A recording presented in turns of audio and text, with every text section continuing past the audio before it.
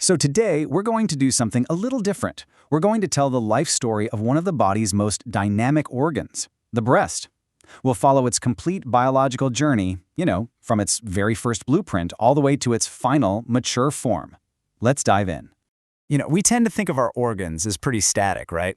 But the breast, it's in a state of constant transformation, always reacting to hormones and different life stages. So we're going to treat this explainer like a biography, following this unique organ through all of its major chapters.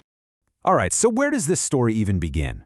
Well, every story has a beginning. We're going to start with the foundational blueprint that's laid down way back in the embryo, and then follow it through to that major construction project we call puberty.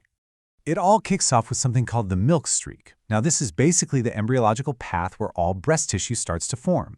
And what's really fascinating about this is it explains why extra or ectopic breast tissue can sometimes pop up along this line. And the most common place for that? Right up in the axilla, or as you know it, the armpit. Then, of course, comes puberty. And you could really think of this as a two-step construction process. First up, you've got estrogen. It gets to work building out the framework, kind of elongating and branching out all the ducts. Then, progesterone comes in for step 2, and its job is to add the functional parts, the lobules, which is where milk will eventually be produced. Okay, and this is super important, a really critical clinical point. You should never biopsy a developing breast bud in a prepubescent girl. Seriously, doing so can permanently damage that delicate tissue and just halt future development right in its tracks. It's an absolutely crucial piece of knowledge. So what happens next in our story? Well, after puberty, the breast doesn't just sit still. It enters this phase of constant, cyclical change, a sort of monthly dance directed by the hormonal orchestra of the menstrual cycle. And this dance, it really has two main parts. In the first half, the follicular phase, estrogen is running the show. This is by far the best time for imaging, like a mammogram or an MRI, mostly because breast tenderness is at its lowest. But then comes the luteal phase. Progesterone takes over, and this is when breast density tends to increase, and tenderness hits its peak, right before the whole cycle starts over again. Now we get to the chapter where everything, and I mean everything, changes. Pregnancy and lactation bring the most dramatic transformation of all. This is when the breast's primary biological purpose really comes to life, and the tissue just undergoes a radical overhaul. So during pregnancy, those ducts and lobules that were built back during puberty, they go into complete overdrive, just proliferating like crazy. This makes the breast tissue incredibly dense. So dense, in fact, that a mammogram becomes almost useless. And that's why ultrasound becomes the go-to imaging tool to investigate any concerns during this time. But what happens when lactation stops? Well, sometimes a benign condition called a galactocele can show up. It's really just a blocked duct that fills up with milk. And on an imaging scan, it has this classic look, often with a fat fluid level that immediately helps doctors identify it as completely harmless.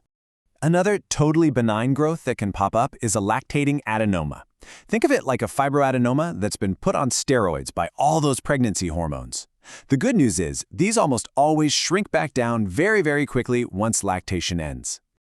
Now, can you do a biopsy during lactation? Yes, it's possible, but there's a pretty unique risk involved, creating something called a milk fistula. It's basically a leaking channel that forms, and unfortunately, it will only heal if the mother stops breastfeeding, which can be a really significant complication. All right, our story is moving into its later chapters now. Perimenopause marks a pretty turbulent transition period, which eventually leads into the quieter post-hormonal stage of menopause. So what's going on during perimenopause? Well, it's all about hormonal fluctuation. The follicular phase actually gets shorter, which, and this is kind of weird, paradoxically means the breast gets exposed to more progesterone overall.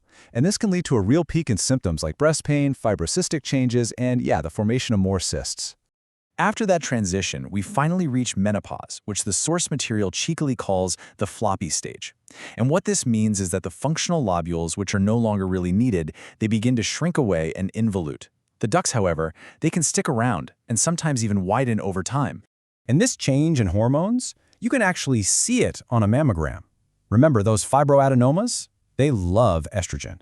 So when the estrogen goes away, they start to degenerate and calcify, creating this really distinct popcorn appearance. It's a classic radiological sign. Okay, here's another key buzzword for you, but this one's a bit different. Rod-like calcifications. These are secretory calcifications, and they tend to show up much later. We're talking a decade or even 2 after menopause has already started, as those remaining ducts continue to change. Okay, we have walked through the entire life story, from start to finish. So now, let's do a quick lightning round of the most important clinical facts and high-yield trivia to kind of tie it all together. You ready? Let's hit the big ones. First up, cancer facts. Anatomically, where do most cancers happen? Upper outer quadrant of the breast.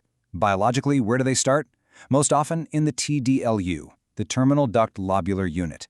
And while we worry about spread, metastases to the internal mammary nodes, actually pretty uncommon, only about 3% of the time. And get this, 60%, a full 60% of the breast's entire blood supply comes from just one source, the internal mammary artery. That single statistic is a really crucial anatomical fact, especially for surgeons. And just a few more little pearls to tuck away. If you ever see something called a sternalis muscle on a mammogram, don't worry, it's a normal variant. If the nipple enhances with contrast on an MRI scan, that's also totally normal. And one last reminder, that peak breast tenderness usually hits right at the end of the cycle, around days 27 to 30. So, when you think about it, the breast is not a single, static thing. It's an organ in constant flux. It's building, cycling, transforming, and finally quieting down. And that leaves us with a final thought to chew on.